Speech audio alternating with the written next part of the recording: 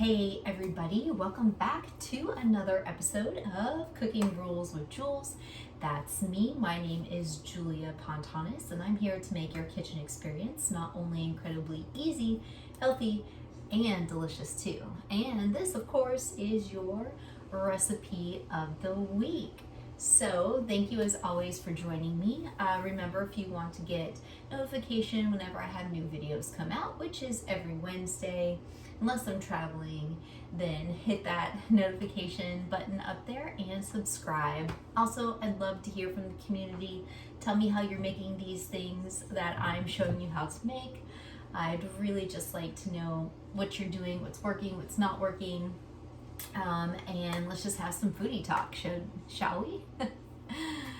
Wish I could talk today. Anyways, moving right along. Today what we'll be making is a Asian style sesame chicken skewer. So, little caveat there, you do not actually have to put these on skewers. You're more than welcome to. So there are bamboo skewers here. You can simply just roast them on a pan like what I will be doing today. So what you're gonna need is about a pound of chicken that you have diced up into like little cubes. Some coconut aminos if you're going paleo. If not, soy sauce or light soy sauce will do. Some sesame oil, toasted sesame oil. And tahini, which is actually sesame paste. So as you're seeing here, we're building on a theme of the sesame today. So this is, think of it like a peanut butter, but made out of sesame seeds. It's got a very nutty flavor, almost a little bitter too. So that's why we're doing the marinade. I'm jumping ahead of myself with these coconut aminos right first to kind of help balance that out. I'm also going to need a little bit of garlic powder. I like mine with a little heat, so give it some cayenne, and of course more sesame. So we're gonna dust the chicken with some sesame seeds as well once it's done. This recipe is 3 parts. I will say that it is easy to execute, but it does take a little preparation. So this, perhaps if you are meal prepping the day before and you're cooking up chicken beforehand, I would get this prepped up for the next day. So you'll just dice your chicken up and marinate in about a 1/4 cup of your coconut aminos, maybe a half cup, and let it sit overnight in an airtight container, however you want that to be. I just did mine in a Ziploc bag because it was convenient. I'm gonna go ahead and give these a little bit more seasoned salt, a little sea salt. And I'm gonna add in a dash of garlic powder. And again, just know your palate. I only like a little bit of garlic powder just to enhance the flavor. Some people like a lot. Again, you're the chef, so make your best judgment. And of course, my cayenne pepper. So I'm gonna mix that in there and then mix everything in my bowl. And per the usual, I have already forgotten something to stir with. So let me dig around for that. Hang on, it's always something, isn't it? There we go. These will work just fine. Nice little tongs. So part 1 of part 3 of this is I'm going to marinate overnight in my coconut aminos. Step 2 is I'm going to give a very quick browning saute of this chicken in the pan before I give it a coat of my sesame paste, because this will burn like peanut butter in your pan and it's just not a pretty situation. So I'm gonna go ahead and get my camera angle switched so you guys can see what's happening there. Back to the other side of the kitchen. So I have my pan heating here over a medium-high heat, but also more importantly, I have my oven preheating as well at 350.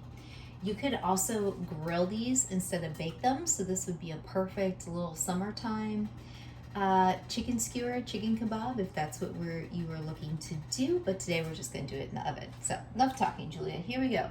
A little bit of sesame oil. Again, this will burn, so make sure it has a really low smoking point.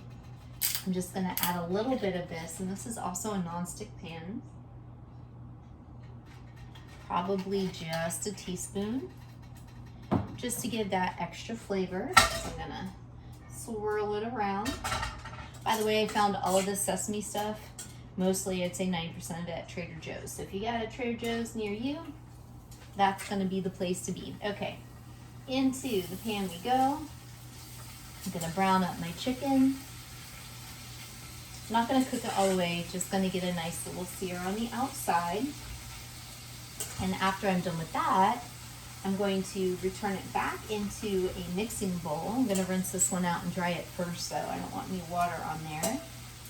And then I will add in that sesame paste and toss it. So these guys are gonna cook for about, I don't know, 3 minutes per side, and then I'll put them right back into the bowl and then right back into the oven. All right, so we are browned, as you can see, just on the outside. It's just got that nice caramelization color on it, and that's all I'm really looking for, is to give it a little bit of browning before I put it in the oven. Now, if you were to do these on a skewer, you would want to post-marinade, go ahead and put those bamboos, skew them up. I wish I could talk. What is wrong with me today? Do you ever have those days where you just can't talk? That would be me today. You would want to go ahead and put the chicken on the skewer post-marinade, and then you can still brown them in the pan and then throw them on the grill and coat them with the tahini, which is the next step. Tahini, like any natural nut butter, like peanut butters are a legume, but like almond butter, cashew butter, it will separate. So you're gonna want to give it a little bit of a stir. And I just get my knife all the way down in there, and I'm gonna do enough just to coat it. So I'm gonna venture to say this is probably gonna be about 2 tablespoons here, not that much, because again, it is very flavorful, very pungent flavors here. I'm gonna get it all nice and tossed in my bowl. And this one's kind of fun. You can totally get your kids involved with this, or significant other. Just do a nice little fun Asian night. So as you can see, that came together really well.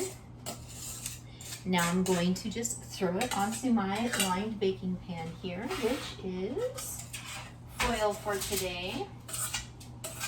Non-stick foil will probably do better than parchment paper in this instance, just because of the nature of the sesame, the tahini.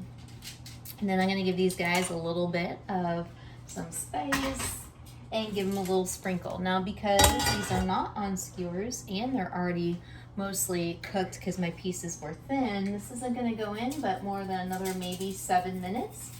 And then it will be done and ready to eat.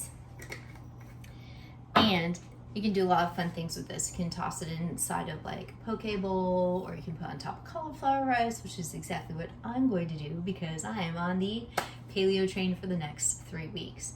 So I'll give you a view once these are nice and baked up. And voila, here we have it, everyone. Easy and delicious toasted sesame chicken skewers. Mine obviously aren't on a skewer because of A, time, and B, why I'm just gonna peel it off anyways. But this is a great substitute, especially if you have someone with any type of peanut allergies and who are not allergic to any seeds. This is a fantastic way to go. So as always, thanks for hanging out with me and in Mom's Retro Kitchen. Hope to see you guys again soon. Also, don't forget to check out my Instagram page by the same name, Cooking Rules with Jules. Watch my daily stories there. All right, see you later.